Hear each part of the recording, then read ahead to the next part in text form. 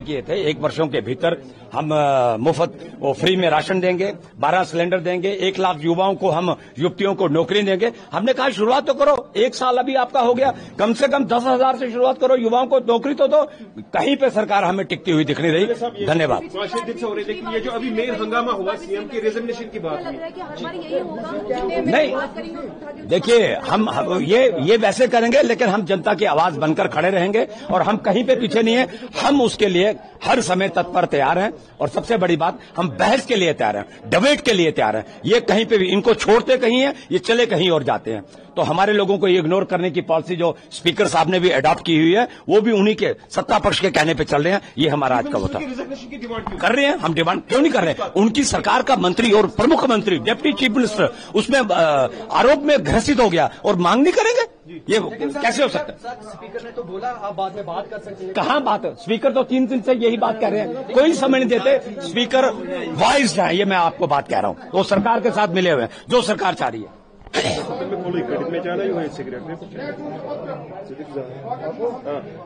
सुनील शर्मा आज पहली बार चिल्ला के सीएम रिजाइन, मुझे क्या है? देखिए, मुझे कोई शौक नहीं है चिल्लाने का। आपने देखा होगा मैं बड़े कूल माइंड से बैठा था, लेकिन जिस प्रकार से बहुत बड़ा लॉस जम्मू कश्मीर में अगस्त के महीने में हुआ, फ्लड आया, गरीब लोगों के मकान तबाह हुए, फसलें तबाह हुई, हॉर्टिकल्चर लैंड तबाह हुई, स्ट्रक्चर तबाह हुए, लाइव स्टॉक तबाह हुआ, और उन लोगों ने एक आशा बांधी जम्मू कश्मीर सरकार से। भारत सरकार के बड़े बड़े मंत्री यहां पे आए लॉस असेसमेंट के लिए। जम्मू कश्मीर सरकार को बोला कि एक रिपोर्ट सबमिट करो।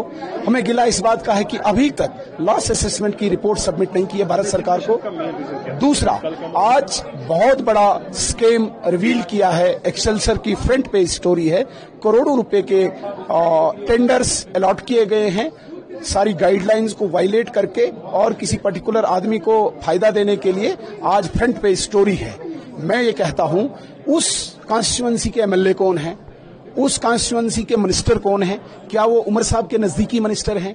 क्या वो लेट नाइट तक डिस्कशन करते हैं, नहीं करते हैं उमर साहब के साथ?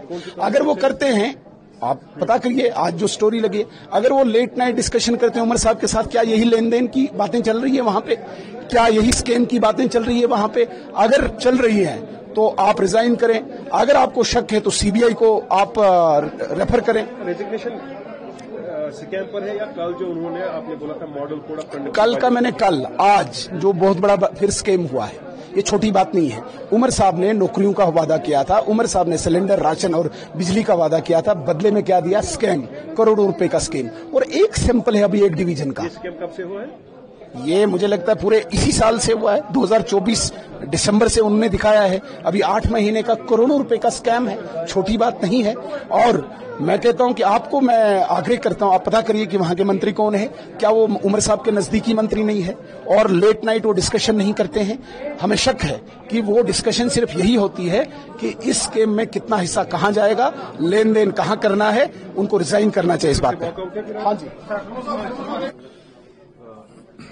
साहब, आज के हवाले से अगर बात करेंगे, जो असेंबली का सेशन रहा है 3-4 दिन बड़ा खामोश रहा है, कभी बिल्स पर थोड़ी सी नोकझोंक, लेकिन आज खुले लफ्जों में जो leader of opposition Sunil Sharma के साथ आप लोगों ने सीएम की रेजिग्नेशन की डिमांड की है। ऐसा कौन सा मसला है कि सीएम? देखिए, ऐसा है कि हम पिछले 4 दिन से ये डिमांड कर रहे हैं कि जो अगस्त में फ्लड आया, लैंडस्लाइड्स आए, जो तबाही हुई, उस पर एक आधे घंटे की या 1 घंटे की डिस्कशन की जाए।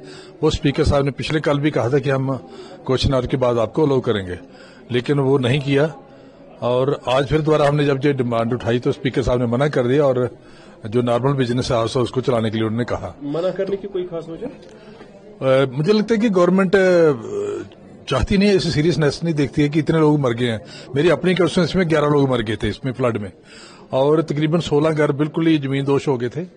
और उन लोगों को जो एशकिरेशिया मिला, उसके बाद जो बाकी उनको रिहेबिलिटेट करना था, रोड की कनेक्टिविटी का इशू है, वहां पानी बंद है अभी तक, 2.5 महीने से वो बोतलें ले लेके पानी पी रहे हैं।